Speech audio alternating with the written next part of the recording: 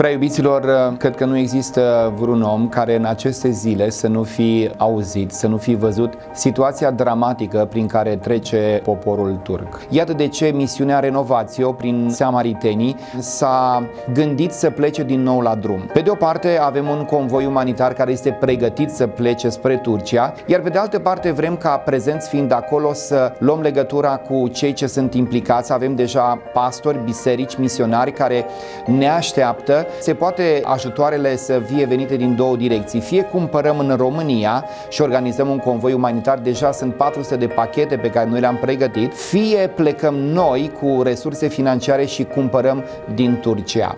Cred din toată inima că și tu și eu suntem chemați de Dumnezeu în aceste momente să întindem o mână de ajutor și să fim ceea ce Dumnezeu a spus, o lumină a lumii și o sare a pământului.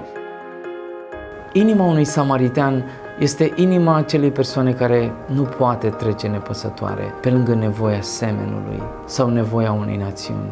Ridică-te și tu împreună cu noi să fim un sprijin pentru situația grea prin care trece această națiune.